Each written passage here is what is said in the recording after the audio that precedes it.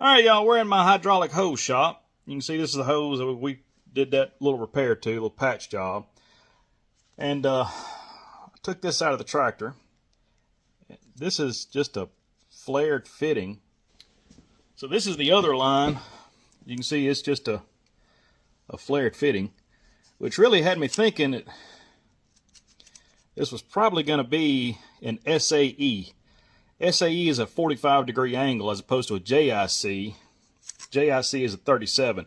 When you look inside, they look very similar. They got the bevel on the inside, but they're different angles. So I got my gauge here, and I was actually shocked when I put my 45-degree angle on this. It does not line up. But if I put my 37-degree on here, it does line up. That's a JIC. Now this side down here, it is definitely JIC. There's no question about it. It's just JIC fittings.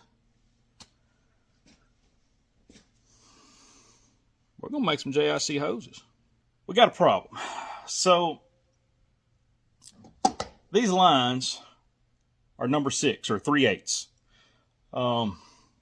But where the steel lines bolt up, this one in particular, where this one threads on, the oil pressure gauge sits right over it.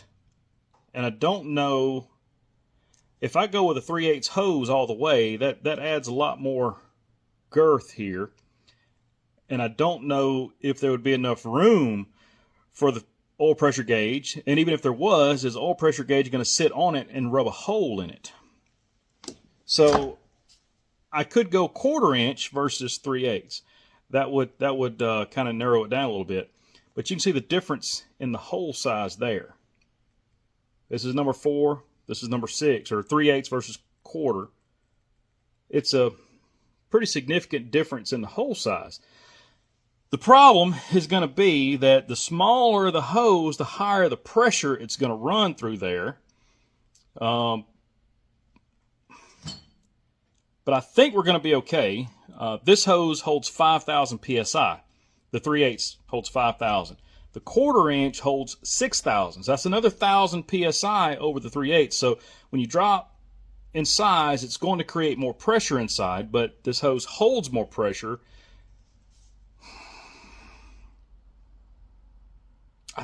I think I'm going to try it.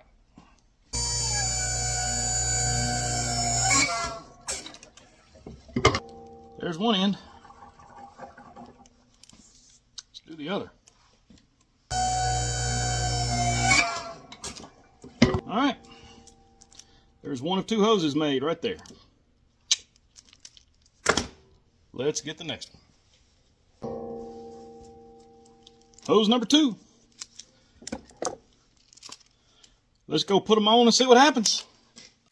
Okay, now to get those hoses loose, I had to take the battery out of the battery box. And then I loosened up the instrument panel here so I could push it up and out of the way. Okay, and here is one of those fittings, and the other one is right here. You can see this, it's right up underneath that oil pressure sensor. Right here. That's what I was worried about with having a bigger hose. I didn't know if this was going to rub on that hose and maybe rub a hole in it. So we're going to see if that 1/4 inch hose would do any better.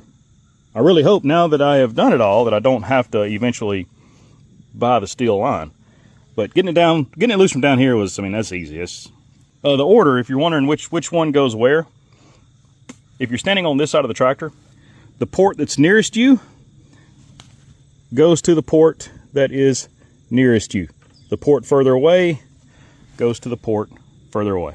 So that's easy to remember. I think we can call this one a success. Still got all this taken apart, but watch this. I'm just gonna spin that wheel, and there it goes, man. Easy as you please. I got no complaints about that. So, down in there, everything is holding dry, nothing's leaking. Either one of those fittings.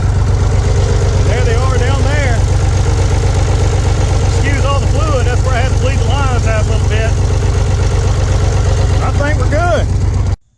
I think it's pretty safe to say that worked. Now, I used a 1/4 inch line instead of 3/8, but it still has 3/8 fittings on the ends. That's number 6 JIC on both ends of both hoses. And you can go all the way from the steering box down to the cylinder with no problem. Now, I think the reason for the metal lines was just to give you a little more clearance inside of there under those gauges, especially that oil pressure gauge.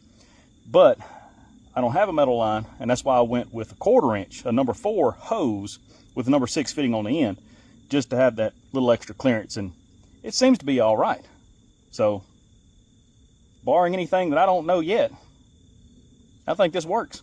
And now we both know something that we didn't before.